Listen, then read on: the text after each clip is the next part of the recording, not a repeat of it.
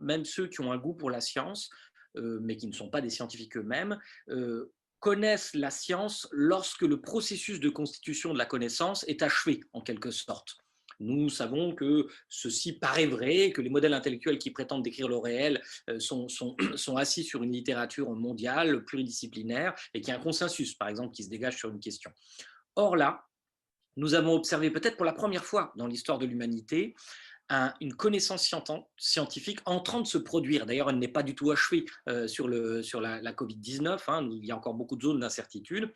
Et ce que ça a révélé, parce qu'on peut parler d'une forme de crise de l'expertise dans cette période, ce que ça a révélé, c'est une conception stéréotypée de la production de la science. C'est-à-dire que, au lieu que cela puisse nous servir, parce que ça aurait pu nous servir finalement de grandes leçons d'épistémologie, hein, de voir comment une science se constitue avec ses tâtonnements, ses impasses, ses retours en arrière, ses autocontradictions au bout d'un moment, hein, et puis à un moment, eh bien, une connaissance beaucoup plus solide qui émerge progressivement. Eh bien, ça aurait été une très bonne nouvelle, mais ce n'est pas ce qui s'est produit.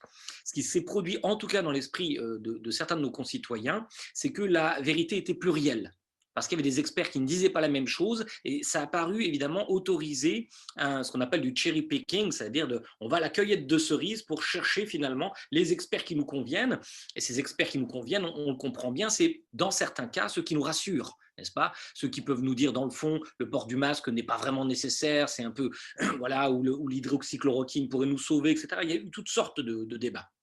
Et ce qu'on a vu apparaître très clairement, parce que j'ai travaillé là avec certains collègues sur ce point, Laurent Cordonnier et Florent Capfiro, c'est que par exemple la controverse autour de l'hydroxychloroquine, là je n'ai pas besoin de prendre parti sur cette question, mais elle a très vite adopté la cartographie, n'est-ce pas, de conflits idéologiques habituels.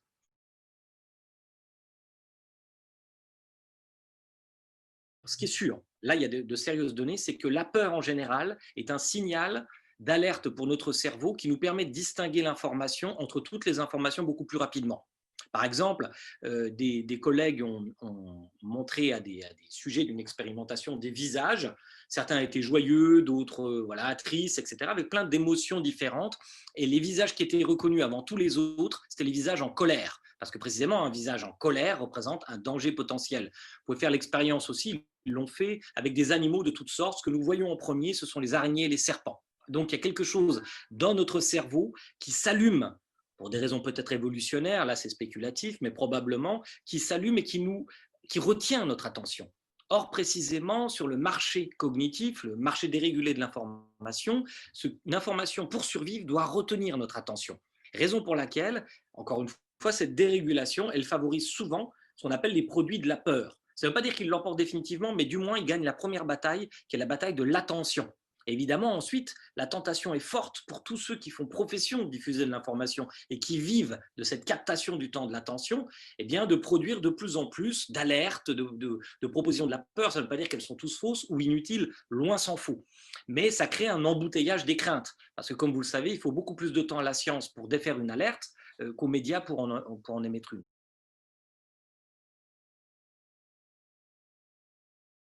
Je pense sincèrement que la responsabilité en revient principalement aux médias. Je veux dire, il y a quand même une liberté d'expression. Je ne voudrais pas que, par exemple, que les scientifiques qui sont hétérodoxes sur une question ne puissent pas s'exprimer. Ce n'est pas la question. Ils ont le droit de s'exprimer. Puis la science a besoin d'hétérodoxes parce que quelquefois, en effet, on peut se tromper, même quand on est nombreux. C'est très important pour la dynamique scientifique qui est de l'hétérodoxie.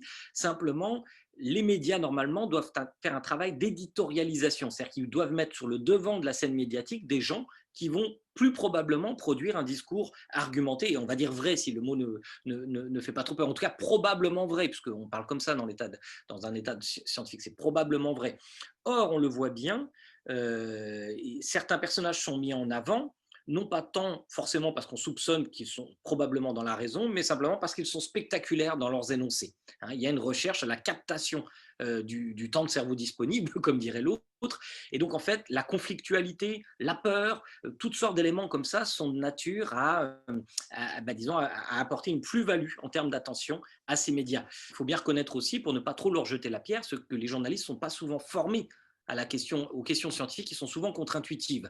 Et ils croient bien faire en donnant la parole à l'un et à l'autre qui dit le contraire. Ils ont quelquefois le sentiment que la démocratie, c'est ça, c'est donner la parole à deux points de vue contradictoires. C'est tout à fait vrai que ça peut être ça, mais dans le cas où, par exemple, il y a 95% des scientifiques qui pensent cela, il n'est pas forcément juste de donner 50% du temps aux 5% qui restent, n'est-ce pas? C'est comme si pour le réchauffement climatique, par exemple, on mettait un climato-sceptique versus quelqu'un qui travaille sur le climat.